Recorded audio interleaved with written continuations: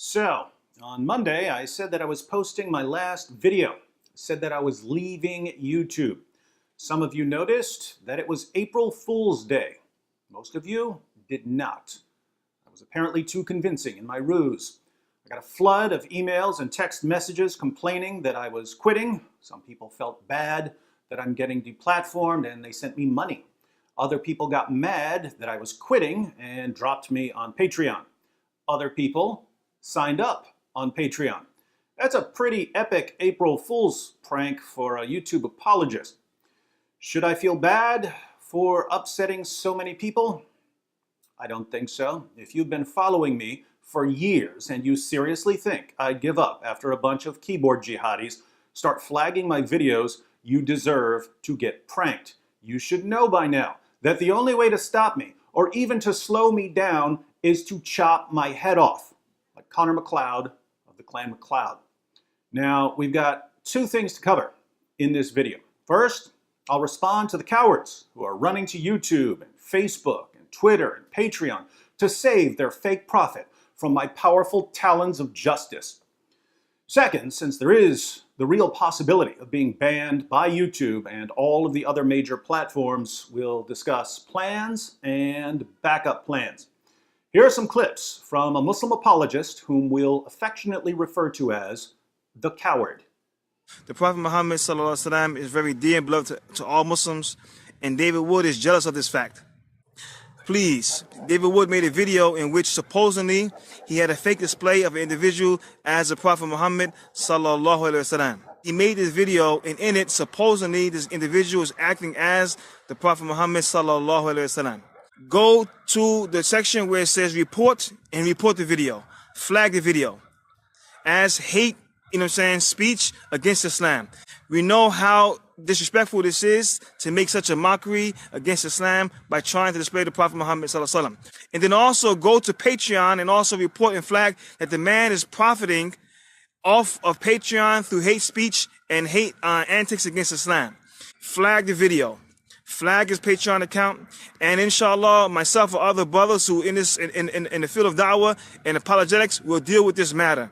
Go to the area, flag the video, report the video, and go to Patreon also and flag and report it, and have these accounts of his suspended and discontinued. And when you do that, you hurt him the most. You want to hurt him in a way where he profits the most, and that is through the revenue he gains by profiteering as a charlatan against Islam. Respond by replying to reporting his channel, flagging it, and reporting it to Patreon, and have it suspended. Hello, Daddy YouTube? Yes, coward? Can you save our prophet by kicking David Wood off your platform? Why don't you just use the same platform he uses to refute him? Because I'm a coward! Then stop being such a total coward. I like this bowl sound. Prophet Muhammad, this is the Medina police. Drop the lollipop, put your hands on your head, step out of the sandbox, and let the little girl go! Muhammad ordered his followers to execute critics of Islam. Here in the West, Muhammad's followers don't always have the courage to obey his commands, but they try to achieve a similar result in other ways. They still try to block the criticism by whining to YouTube and to Twitter and to Facebook and to Patreon and to the media and to the government. Absolutely pathetic. Now, this particular guy has been trying to get my attention for years. I've been ignoring him for years, which has increased his obsession with me exactly as planned. As long as he's focused entirely on me, he doesn't have much time to go after other people. But I finally watched one of his videos because I knew I could use it to make my April Fool's prank more believable. I'm temporarily lifting the shun. So, he's probably thrilled now that I acknowledged him, but the video serves another purpose. Lots of people are being deplatformed. Tommy Robinson just got restricted by YouTube. Al-Fadi was just suspended for 30 days by Facebook. The Apostate Prophet was kicked off Twitter. I was recently kicked off Twitter, all for false flags. Why? Because there are Muslims who see the racist attack in Christchurch, New Zealand as an opportunity to silence more critics of jihad terror. Let's go through some of the complaints here. He's a bum. He doesn't have a job. I work and I get paid, don't I? Sounds like a job. If it's not, then Zakir Naik doesn't have a job either. Neither did your prophet after he convinced a bunch of people that he's a prophet. But let's think about this claim a bit. What the coward really means is that I don't have a traditional job. Now, why is that? I have a PhD and 2 master's degrees in philosophy. Why am I not teaching philosophy at some university right now? Here's a little history review. Back when I was still a graduate student, I would be invited to speak at churches. I would announce on my blog that I was speaking somewhere so that people could attend. Then I would show up at the church and the pastor would say, "We had a lot of Muslims call and complain that you're speaking here." When people found out where I went to school, Muslims started complaining to my school. "How can you let such a hateful man be a student at your school?" To my school's credit, they never tried to kick me out over the complaints. After I started teaching, there was even one Muslim who would stand outside the campus gate and complain to students that I was teaching there. What was the goal? The goal was to silence me. The goal was to get me to think, I can't both criticize Islam and teach at a university. No university is going to put up with the kind of complaints they're going to get over me. Therefore, I need to stop criticizing Islam. My career is on the line. I can't lose everything I've spent so many years working for. That was the goal. Instead, I thought, I can't both criticize Islam and teach at a university, so I guess I'll give up on teaching because someone needs to criticize Muhammad and the Quran. Now, for the record, I would have loved to teach philosophy classes in the morning, then go home and make videos about Islam. It would have been my dream life. But people like the coward here wouldn't let me have my dream life. They tried to silence me because when most people have to choose between their career and criticizing Islam, they'll choose their career. Not the dizzle. If you try to force me to do something or not to do something, you better chop my head off because I assure you I am going to do the opposite of what you're trying to force me to do. So, instead of silencing me, our Muslim friends turned me into a full-time YouTube apologist. I burned all other bridges so that they wouldn't be able to use any other career to control me. And things were bad for a while. Things got so bad, we had to send our oldest 2 sons to live with their grandparents. We couldn't afford to take care of them. We went into massive debt because I was spending all my time working on videos and responding to people's emails. But as time went on, I got more and more followers, and we were eventually able to squeak by. So, why am I not a philosophy professor? I'm not a philosophy professor because keyboard jihadis wouldn't let me be a philosophy professor. What's their complaint now? He's a bum. He doesn't have a job. Interesting. It seems like as long as I'm criticizing Islam, they're going to complain no matter what I do.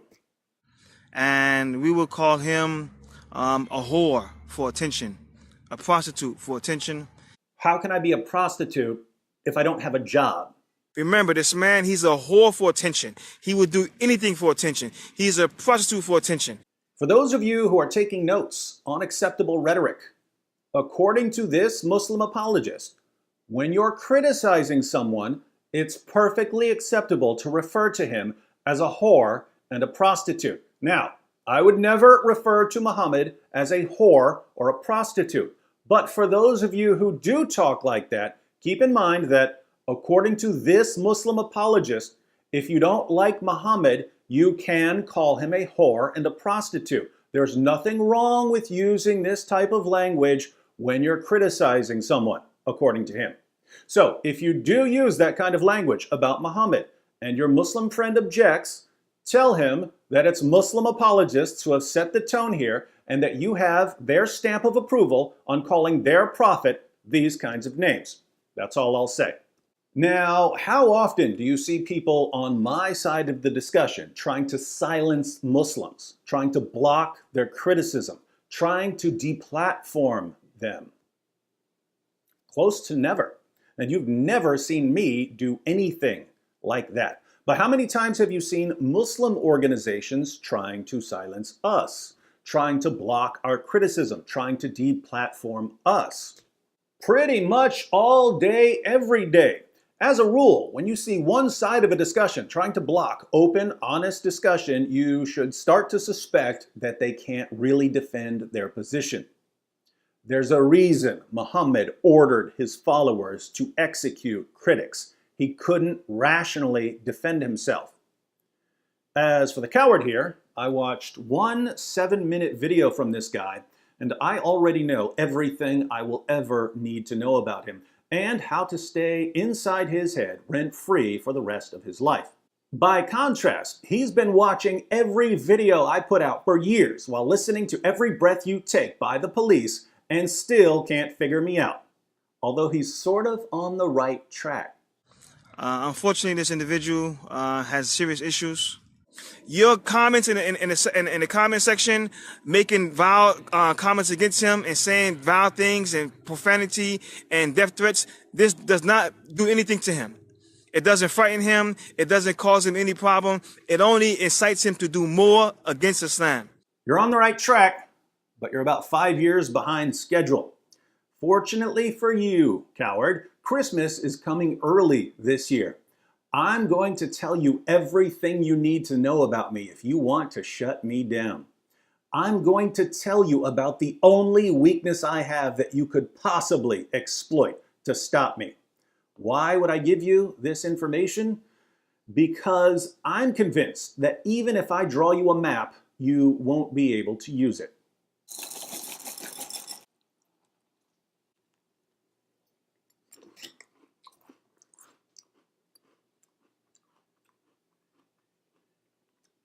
I'm not normal. I'm a diagnosed psychopath. When I was growing up, before I was a Christian, if anyone insulted me or disrespected me, I wanted to get even. But my sense of justice was totally warped and twisted.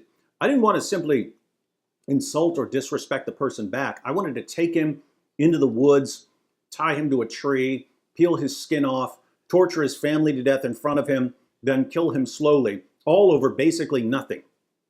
So the punishment I wanted was massively disproportionate to anything the person had done. That was not healthy. That's why I ended up in multiple mental hospitals. I became a Christian in 1996, and when I became a Christian, I no longer wanted to retaliate in any sort of physical way when people insulted me. The thought of hurting anyone became disgusting to me. People, all people, are created in the image of God. They have a certain level of dignity. They have rights. I have no right to hurt anyone over words. So the desire to hurt people disappeared. But when people were behaving in a particularly bad way, and the behavior was the result of their ideology, I did have an urge to go after their ideology. Ideologies are not created in the image of God. They have no rights. They have no feelings. So when I saw bad behavior that flowed out of an ideology, I felt like I should blast the ideology to dust because that's what's fueling the bad behavior. No mercy for dangerous ideologies. Criticize them, mock them, expose them, laugh at them.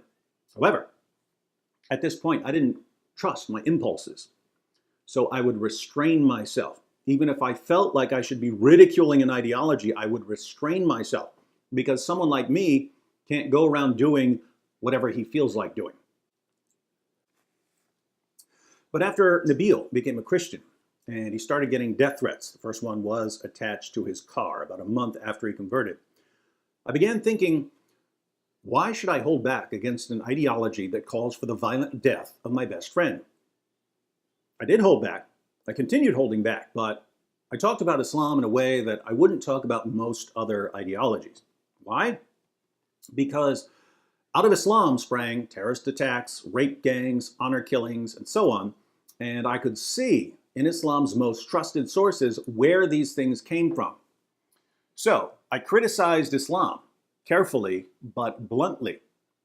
And how did Muslims respond? By threatening to brutally murder me, by trying to have my speaking events canceled, by calling and harassing my school. Why did they respond this way? Well, because Islam only has three basic ways of dealing with criticism. One, you kill the critic or lock him up. Two, you heap abuse on him and threaten him until he backs down. Three, you try to have him deplatformed. As you threatened and harassed me, I thought, why am I holding back against an ideology that's so intellectually bankrupt that it has to rely on violence, threats, and harassment? I still held back, but I would dial things up a notch whenever you dialed up the threats and intimidation. How did Muslims respond? By threatening to rape and kill my wife, rape and kill my mother, murder my children, and so on. The goal, of course, was to get me to say, gee, I don't like all this abuse. I guess I'll just stop criticizing Muhammad. Here on Planet Reality, however, my actual response was, why am I holding back against an ideology that convinces so many of its adherents to threaten my children and to threaten my wife and mother with rape and death? Had to dial up the criticism. How did Muslims respond?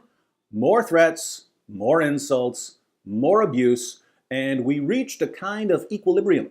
I was pretty harsh on Muhammad, but not nearly as harsh as I could be, and Muslims sent me a steady supply of threats to sustain that level of criticism.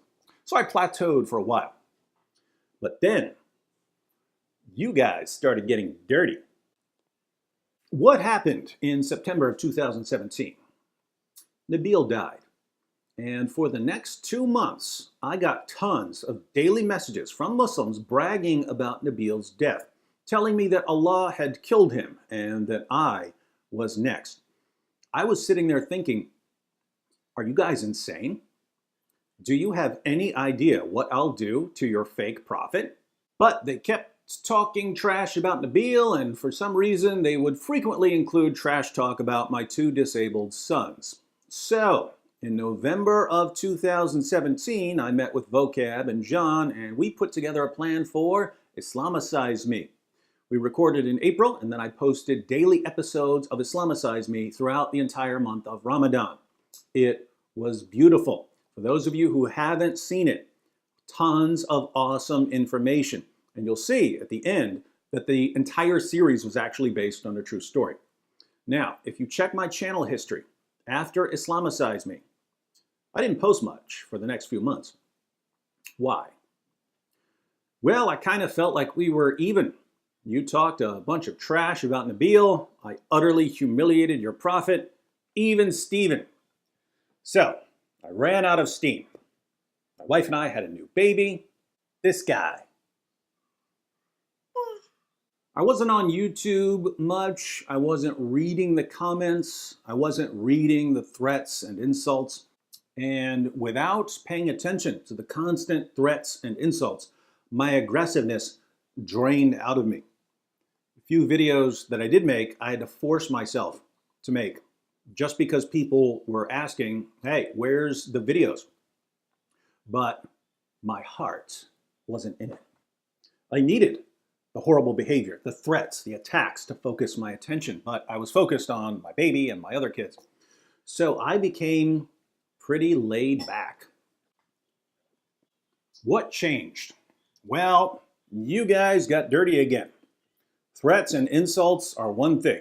Getting dirty is another category. The Muslim organizers of the debate with Muhammad Hijab demanded that I agree to be respectful. No personal attacks, no insults, no going off topic. I agreed. So did Muhammad Hijab. Then, at the debate, he repeatedly broke every single rule we had agreed to. Muslim debaters had done this before, but Hijab took it to a whole new level. When he was standing there mocking me, after we had agreed to a respectful and friendly debate, it was like he was bragging, look at you, you stupid Christian. There you are, sticking to our agreement, not realizing that because I worship a God who boasts about being the best of deceivers, I get to lie to you all I want. And many Muslims seem to love this. You can go up to a Muslim right now and ask, do you have any problem with a Muslim debater lying and deceiving and breaking his word? And the response will be, not if he's going against a Christian like David Wood. And that's strange for a Christian, because you can go up to 100 Christians and ask them, do you think it's okay to lie to a Muslim and to break your agreements with a Muslim? 100 out of 100 will say absolutely not. So what's the reason for this difference between Islam and Christianity? Your prophet is the reason for the difference. Your prophet, the prophet who broke his agreements with unbelievers, violated his treaties, and lied to his enemies. All of a sudden, I went from feeling totally non-aggressive to feeling like I could shoot force lightning out of my fingers. Now, I have a habit of spending a few months planning when I'm taking things to a new level. You've only gotten brief glimpses of the new level of criticism. I decided to get my views and subscribers up before we really get to the new wave. Here you are, complaining that I had your fake prophet in a video. It's actually 2 videos now, and it's about to be 3 tomorrow. But these are just to introduce the character of Muhammad. We're not even warmed up. I get an 8 or 9 month burst of energy when you guys do something slimy. Here I am, still on the hijab wave, and you're getting slimy too? Already? Telling your followers to false flag my videos as hate speech? Go to the section where it says report and report the video. Flag the video as hate, speech against Islam. You know that making fun of your fake prophet isn't YouTube's definition of hate speech. It's not Facebook's definition of hate speech. It's not Twitter's definition of hate speech. It's not Patreon's definition of hate speech. So you're telling your followers to false flag my content. That's a dirty move. Dirty move. How many times have you seen me try to get someone deplatformed? 0. I got to take this out on your prophet. But you'll have to wait your turn. Just to be clear, you're about to see the first in a string of brutal, utterly humiliating critiques of your prophet. This first one's called Jihadi Klansmen. You'll know them when you see them. But when you see these brutal videos, you might think to yourself, is this because I told my followers to false flag his content? Is it because I'm threatening to starve his kids to death? Again, wait your turn. The hijab-inspired thrashings of your fake prophet will continue until you see the Jesus versus Muhammad epic rap battle of history. That's when we're even Steven on hijab's little stunt. Then I'll deal with the stunt you just pulled. And in case you're wondering how much further I can go, trust me, I'm still holding back a lot. I'm at about 35% of what I can unleash on your fake prophet. This mind is so far outside the box of everything you could ever anticipate that I suspect I'll be keeping you very busy for years to come. Now, why am I telling you the source of my amazing power to criticize? Because there's no way for you to stop it now. We're locked in a spiral. I criticize your prophet, you threaten to kill me. I criticize your prophet more, you threaten my wife and kids. I criticize your prophet more, you make fun of my friend dying, and so on and so on. This is a beautiful relationship. What's the only thing that could stop me or slow me down? Muslims around the world being really nice and not waging jihad and not doing all the other horrible things your fake prophet told them to do. But that's not going to happen. Individual Muslims can be very nice, but the community grows ever more hostile towards me and others like me, giving me less and less reason to play nice with your fake prophet. There have been multiple times over the past 6 or 7 years when I thought to myself, man, I've said most of what I wanted to say about Muhammad. Maybe it's time to take things in another direction. And every single time I've ever thought about doing anything else, you guys pull some kind of stunt that sends me right back to your prophet, and suddenly I think of 80 more things I want to say about your fake prophet. It's like clockwork. Just when I thought I was out, they pull me back in. Putting all of this together, why do I talk about your prophet the way I talk about your prophet? Look in the mirror. If I didn't have this input from your community and I were deciding what I want to do on my YouTube channel, I would probably spend about a quarter of my time talking about evidence for the existence of God, another quarter of my time talking about philosophy, another quarter of my time responding to Muslim objections to Christianity, and the last quarter criticizing Islam. But because of your tactics, threats, and intimidation, I now spend way more time talking about your prophet than I would have. But your community is stuck with its tactics because they were the tactics of the most obvious false prophet in history. You'll continue using the same tactics, but there are these little things called consequences. Now, I've told you everything you need to know about me. The Muslims who've been trying to silence me for years have basically tried everything they could think of. Oh, let's complain about him when he's going to speak. Oh, that didn't work. Let's complain to his school. Oh, that didn't work. Let's threaten to kill him. Oh, that didn't work. Now he's going after our prophet even more. Let's threaten his wife and children. Oops, now he's going after our prophet even more. Let's make fun of his dead friend. Darn, he's going after our prophet even more. Let's deceive him. Ah, he's going after our prophet even more. And what's the latest plan? Go to the area, flag the video, report the video, and go to Patreon also and flag and report it, and have these accounts of his suspended and discontinued. And when you do that, you hurt him the most. Let me get this straight. I'm a guy who threw his entire career in the garbage just so it couldn't be used to silence me. I'm a guy who sent his kids to live with relatives because nothing was going to stop me from going after the prophet who ordered his followers to terrorize unbelievers and to rape female captives and to beat their wives into submission. Someone had to do it.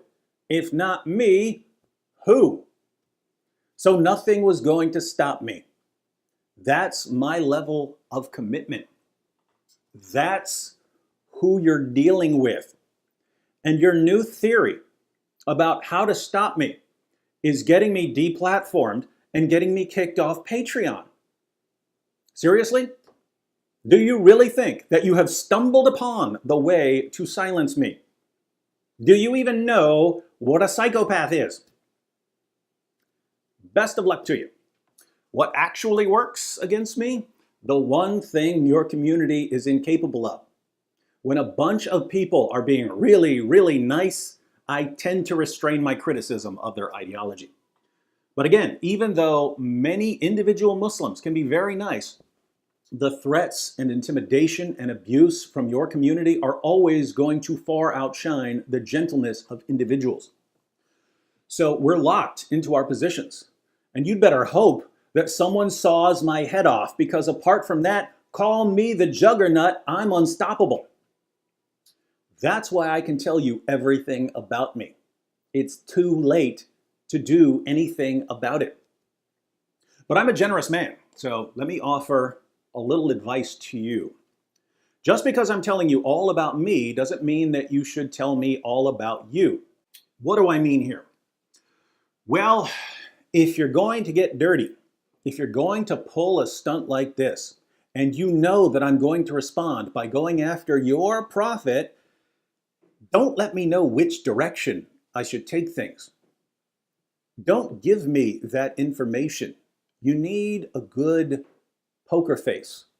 I watched a single 7-minute video of you, and you've already told me exactly what I should do. I've got like 900 videos on my channel.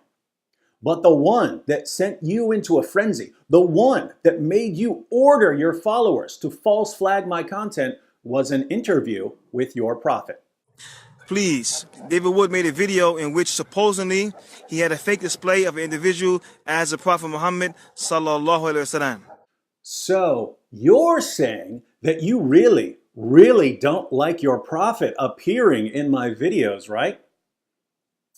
Thanks for the tip.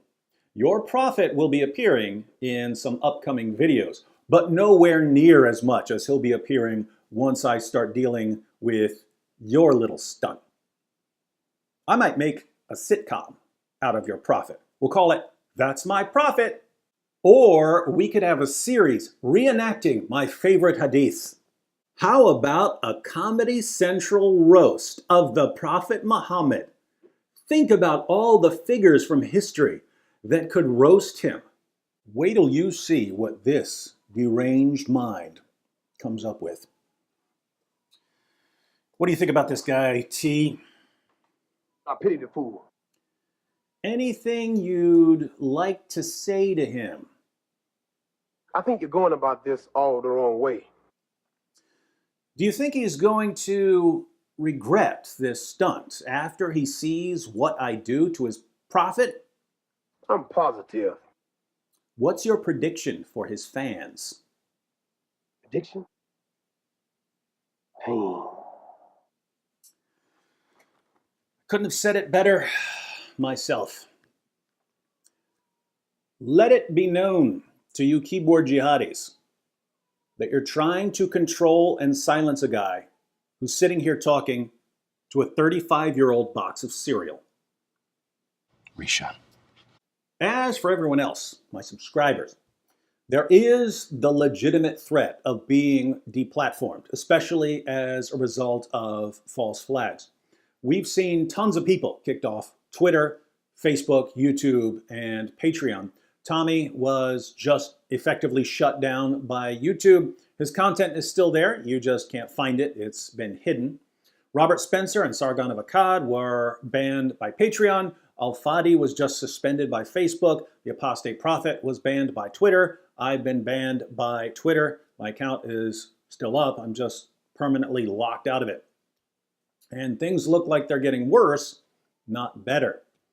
I think that the next thing that will happen, as far as my channels are concerned, is that I'll be demonetized by YouTube. I don't get a lot of ad revenue because most of my videos are in the controversial content category, but I've seen lots of channels completely demonetized recently, so that will probably be next for me. I don't think I'll be banned from Facebook because I don't do much on Facebook, but we'll see what happens there.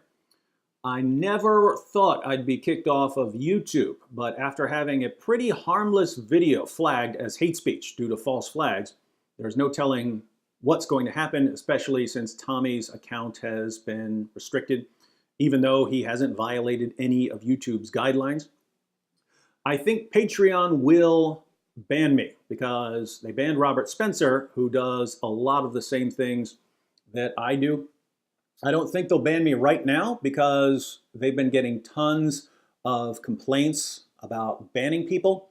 So I think they're going to lay low for a while, then come out with a fresh new wave of bans once the complaints die down. So given the direction things are heading, what do we need to do in the long term? Well, we need alternative platforms that respect our freedom to criticize ideologies as we see fit.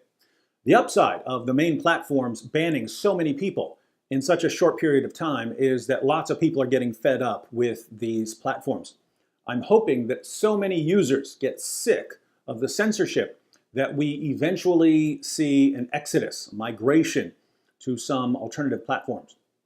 What do we need to do in the short term? My view is that we should continue to use the current platforms until the wheels break off. Some of the most effective places to criticize YouTube and Facebook and Twitter are YouTube and Facebook and Twitter. But we need to start building up the alternative platforms as well. I have a Minds account now. I have a BitChute. account now. These are for backing up my videos. If you use either one of those platforms, you can subscribe to my channels. The links are in the description box. Even if you don't use those platforms, you might want to create an account and subscribe so that when I'm banned and other people are banned, you can find my channel and their channels. As always, everyone has my permission to download my videos from this channel and to upload them to your own channels. That way, if my channel gets banned, the content will still be here on YouTube, on your channels. I created a Gab account last night. I don't know if I'll like it or not, but I'll try it out for a while. Those of you who are on Gab, the link to my page is in the description box. As for Patreon, I've mentioned that I have 5 children. 1 is a baby, 2 are on life support due to a rare genetic muscle disease. Getting banned would be pretty rough. It wouldn't stop me, but it would be bad. I already lost a number of patrons because there are lots of people who don't want to use Patreon since Patreon keeps banning people. So I've set up an alternative. I made a Subscribe page. Subscribe is the main alternative to Patreon. If you'd like to help make sure my kids don't eventually starve because of my undying commitment to going after Muhammad, please sign up for a monthly contribution. The general principle right now, contrary to my position in my April Fool's video, is to keep growing and expanding.